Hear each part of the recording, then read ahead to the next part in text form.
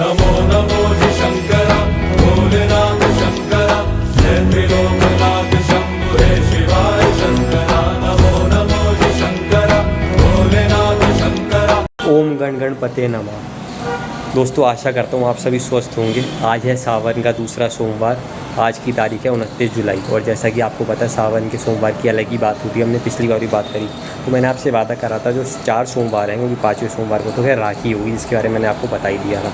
तो ट्राई करेंगे अगर कुछ शिव जी की कहानी हम और पता कर सकें, जैसे माता सती के साथ जो उनका विवाह था उसकी हमने कहानी बताई, माता पार्वती का विवाह की कहानी बताई। अगली बार मैं कुछ और स्पेशल बताऊँगा, लेकिन इस बार मैं आपको बताऊँगा उनके जीवन की एक बहुत ही बड़ी घटना। जी हाँ, तो मैं बात कर रहा हूँ समुद्र मंथन की। तो आज बात होगी कि समुद्र मंथन क्यों हुआ था, उसमें शिव जी का क्या रोल था, सबसे बड़ा रोल था। तो आइए शुरू करते हैं और बात करते हैं। जी हाँ, तो दोस्तों अब आपको जानेंगे कि यार देखो भैया ये क्यों हुआ था। बहुत लोगों को थोड़ा पता है, कुछ लोगों को सब कुछ पता है और कुछ लोगों को बिल्कुल नहीं पता। हाँ, इतना सबको ज़्यादातर लोगों को पता होगा कि यार हाँ शिव जी ने जो है ना विष पिया था, इतना सबको पता है। लेकिन क्यों पिया था, क्या हुआ था, उसके पीछे क्या कारण था, ये जानना बहुत ज़रूरी है। तो सबसे पहले हम बोलेंगे ओम गण गणपते नमः, जय माता पार्वती, जय सेनापति कार्तिकेय जी की, जय माता अशोक सुंदरी जी की, जय नंदी जी की। और हम साथ में बोलेंगे हर हर महादेव, जय भोलेनाथ, जय भोले बाबा, जय शिव जी की, जय महाकाल। तो आइए दोस्तों शुरू करते हैं। तो दोस्तों उस समय की बात है, एक ऋषि थे, ऋषि दुर्वासा। जो लोग उनके बारे में नहीं जानते उनको मैं बता दूं और जो लोग जानते हैं वो अपना दोबारा सुन लें। कि ऋषि दुर्वासा एक बहुत ही बड़े ऋषि थे, लेकिन उनमें बस एक ही कमी थी, उनका गुस्सा। जो हम अक्सर कहते हैं कि हमें अपना गुस्सा त्यागना चाहिए, और गुस्से में आकर वो दे देते थे श्राप, जैसे आप अक्सर ऋषियों का और पुराने लोगों का अक्सर सुनते हैं। और इंद्रदेव आपको पता है थोड़े से अहंकारी, ऐसा कहा गया पुराणों में और सीरियल्स में भी दिखाया गया कि थोड़े से अहंकारी थे। अचानक उनको कुछ ना कुछ हो जाता था, क्योंकि शायद वो ऐसे पद पे थे जहाँ वो रहते थे, तो पता नहीं क्यों उनमें अचानक घमंड आ जाता था। और एक बार उन्होंने महादेव जी के लिए अपशब्द बोल दिए।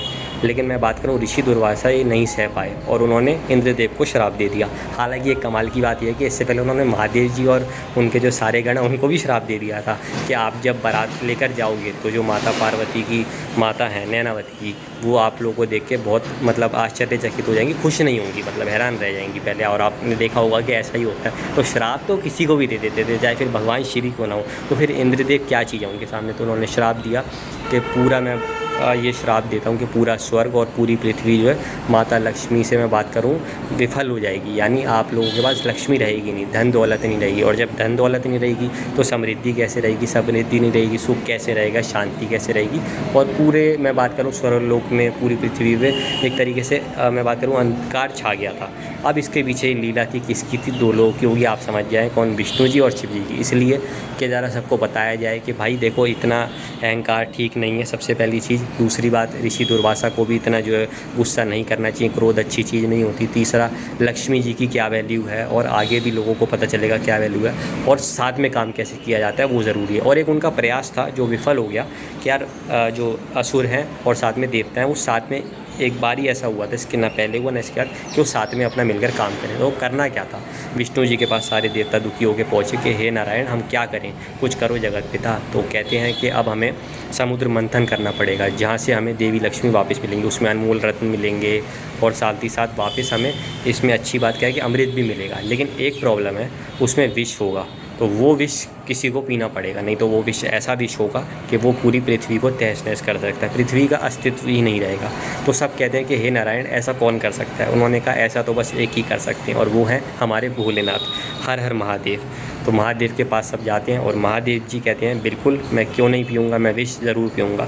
अब आप हैरानी की बात देखिए, तभी महादेव जी वापस आए थे कुछ कार्य करके, कुछ ज़रूरी कार्य करके, और अशोक सुंदरी जी से पहली बार मिले थे और उनको अपनी अच्छी अच्छी कहानियाँ सुना रहे थे और माता पार्वती का एक अच्छा जीवन व्यतीत कर रहे थे। लेकिन बड़े मैं बात करूँ टूटे मन से उनको छोड़ के जाना पड़ता है और काफ़ी दुखी हो जाती हैं माता अशोक सुंदरी भी कि यार मतलब मेरे पिताजी अभी अभी आए थे, मुझे कहानियाँ सुना रहे थे और अब जा रहे हैं। लेकिन दोस्तों यही तो विधि का विधान है कि सिर्फ हमारे साथ ऐसा नहीं होता, भगवानों के साथ भी ऐसा होता है। फिर पहुँचे वो समुद्र के पास और अपना देवता और असुर लगे हुए थे साथ में। तो जैसा कि मैंने कहा ये एक बहुत अच्छी बात थी, देवता और असुर दोनों लगे हुए थे।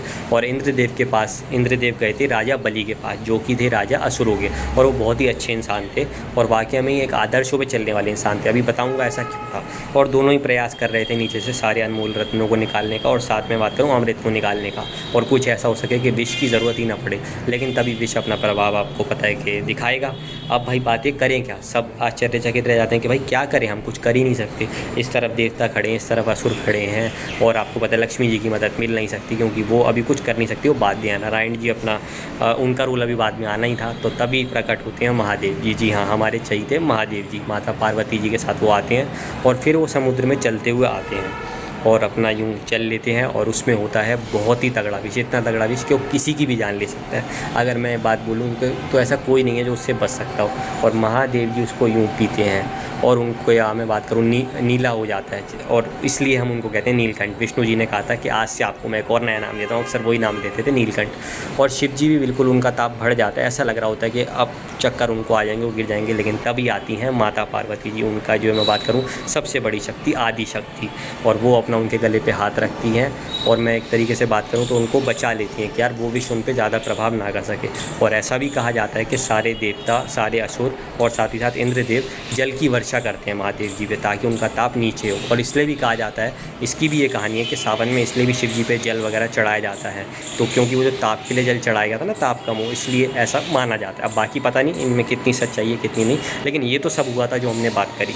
अब इसके बाद क्या होता है, इसके बाद अपना अमृत आ जाता है, सारे अनमोल रत्न आ जाते हैं और शिव जी अपना वहाँ से प्रस्थान कर जाते हैं। तो देखो, आए, अपना काम करा और चले गए। अब काम आता है हमारे नारायण जी का। जी हाँ, अब क्या होता है दोस्तों, अब बात ये होती है कि दोनों में चीज़ें बटनी है, लेकिन जैसा अक्सर होता है आज भी क्रेडिट की लड़ाई होती है हर चीज़ में। आप स्पोर्ट्स में बात कर लें, आप पॉलिटिक्स में बात कर लें, आप दुनिया किसी काम में बात कर लें, तो हर कोई लड़ने लग जाता है कि देख मैंने ये करा है, देख मैंने ये करा है। तभी विष्णु जी कहते हैं कि रुको, अभी सबको मिलेगा। लेकिन दो असुर वहाँ से लेके भाग जाते हैं अमृत।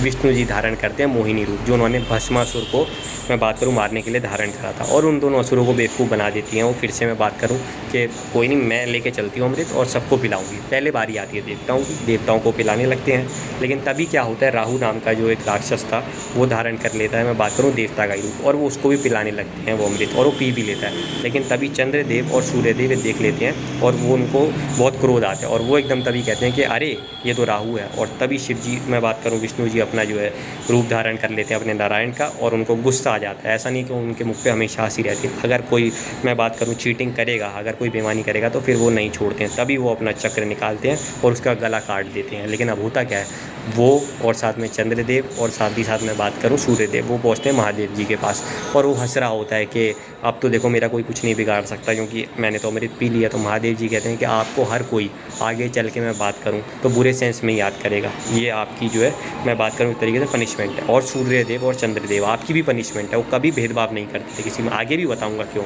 कि भाई देखो आप दोनों ने एक तरीके से ये इस चीज़ को और बेकार कर दिया। नहीं तो सारे, मैं बात करूँ असुरों को भी, जो हमने सोचा था वो चीज़ अब नहीं हो पाएगी, सारे असुरों को अमृत नहीं मिल पाएगा। तो आगे से आप लोगों पे अक्सर ग्रहण लगा करेगा, जो आप देखते हैं सूर्य ग्रहण और अक्सर देखते हैं चंद्र ग्रहण। पहले ही चंद्रदेव को आपको पता है श्राप था, मैं बात करूँ उन्हीं के ससुर जी का, यानी आपको पता है किसके, प्रजापति दक्ष का। तो इतना आसान नहीं है चंद्रदेव होना भी या सूर्यदेव भी, ऐसी उनकी लोग पूजा नहीं करते हैं। लेकिन अब होता क्या है, अब विष्णु जी जो है वो अमृत ले जाते हैं, लेकिन वो खुद नहीं लेके जाते। राजा बलि कहते हैं हे प्रभु मुझे क्षमा कर दीजिए, ये हमारी भूल है कि ऐसा हो गया और अब हमें अमृत नहीं चाहिए। तो कितने प्रिंसिपल्स वाले थे राजा बलि कि भाई मना कर दिया। सारे असुर कहते हैं अरे ऐसा क्यों, हमारा भी रोल है, 50% उनका तो 50% हमारा। बाकी महादेव जी का तो इतना ज़्यादा है कि आप कह ही नहीं सकते। और उनकी भी यही इच्छा थी मिले, क्योंकि वो दोनों को ही बराबरी से देखते, तो कभी किसी में भेदभाव नहीं करते थे। लेकिन यही देखकर बड़े दुखी हो जाते हैं उनके गुरु शुक्राचार्य जी, और वो पहुँचते हैं महादेव के पास, जो कि उनके, मैं बात करूँ महादेव जी के वो बहुत बड़े भक्त थे। हाथ जोड़ते हैं कि हे प्रभु आप कुछ कीजिए, ऐसा मत कीजिए। और इंद्रदेव और कुछ देवता मजाक बनाने लगते हैं वहाँ पे आकर, मैं बात करूँ राजा बलि और असुरों का, जो कि सही नहीं था कि देखो अब हमारे पास तो अमृत आ गया, बच के रहना हमसे। तो तभी शिव जी प्रकट होते हैं वहाँ और कहते हैं कि मैं आप लोगों को वरदान देता हूँ, संजीवनी प्रदान करता हूँ शुक्राचार्य जी को, ताकि अगर किसी भी असुर की मृत्यु होती है या फिर वो बहुत घायल हो जाता है और आपको लगे कि ये असुर ऐसा है जिसको आप जीवित कर सकते हैं, तो आप उसको ज़रूर जीवित कर सकते हैं, लेकिन सिर्फ अच्छे प्रयोग के लिए। ऐसा नहीं कि कोई बहुत बुरा असुर है उसको भी आप जीवित कर दें। और ऐसा ही बाद में उन्होंने करा। नहीं तो आप सोचिए जो उनका अंशी था महादेव जी का, वो भी असुर राजी थे, उनको भी क्या वो जीवित नहीं कर सकते थे, लेकिन नहीं करा। और ऐसे कई लोग थे मैं बात करूँ, लेकिन उनको कभी उन्होंने जीवित नहीं करा, क्योंकि शुक्राचार्य एक बहुत ही अच्छे गुरु थे और शिव जी के भक्त भी थे। तो ये थी दोस्तों कथा में बात करूँ। और फिर लक्ष्मी जी प्रकट हो जाती हैं समुद्र से वापस। समुद्रदेव उनके पिता होते हैं, उनको वापस भेज देते हैं और आके वो विष्णु जी को प्रणाम करती हैं सबसे पहले, और फिर दोनों गले लगते हैं, बहुत अच्छा लगता है। और वहाँ पे महादेव जी और माता पार्वती भी गले मिलते हैं कि सब कुछ ठीक हो गया और पूरे ब्रह्मांड में खुशहाली वापस आ जाती है।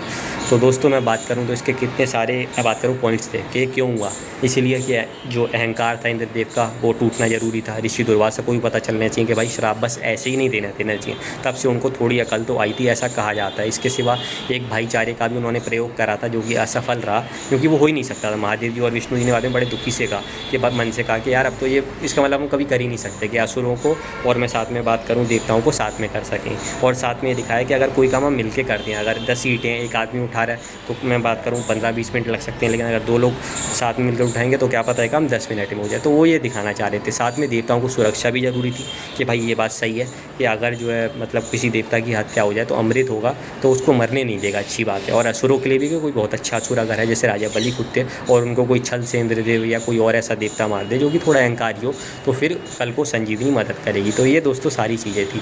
अब दोस्तों मैं बात करूँ तो इसमें क्या कहना विष्णु जी का जो उन्होंने मोहिनी रूप बनाया, और दोनों की मैं बात करूँ दोनों साथ साथ चलते हैं हमेशा, विष्णु जी और साथ में शिव जी। और शिव जी के लिए दोस्तों जो लाइनें थी ना वो बहुत अच्छी थी। सुशांत सिंह राजपूत की जो मूवी थी केदारनाथ उसमें वो गाना था, हालांकि मैं गाना गाता नहीं हूँ तो मैं उस गाने की तरीके से नहीं सुनाऊँगा, लेकिन जितना मुझे याद है कि वो गाना आता है नमो नमो जी शंकरा, तो आपको याद होगा उसमें क्या लाइनें होती हैं, आपको याद है? अगर आपको नहीं याद तो वीडियो की स्टार्टिंग में आपको मैंने सुनवाई होंगी, साथ में एनिमेशन भी चल रहा है और आगे भी अभी आप देखेंगे। जी हाँ, तो कुछ ऐसे था। समुद्र मंथन का था समय जो आ पड़ा, समुद्र मंथन का था समय जो आ पड़ा, द्वंद्व दोनों लोकों में विष अमृत पर था छिड़ा, द्वंद्व दोनों लोकों में विष अमृत पे था छिड़ा, अमृत सभी में बाँट कर, अमृत सभी में बाँट कर, प्याला तूने विष का खुद पिया, नमो नमो जी शंकरा, भोलेनाथ शंकरा, जय त्रिलोकनाथ शंभु हे शिवाय शंकरा। तो दोस्तों जितना मैं जानता था अपनी तरफ से उतना मैंने आपको बताने की कोशिश करी। आशा करता हूँ आपको मेरी वीडियो बताने का तरीका अच्छा लगा होगा। अगर अच्छा लगा हो तो प्लीज़ वीडियो को लाइक करना मत भूलिएगा।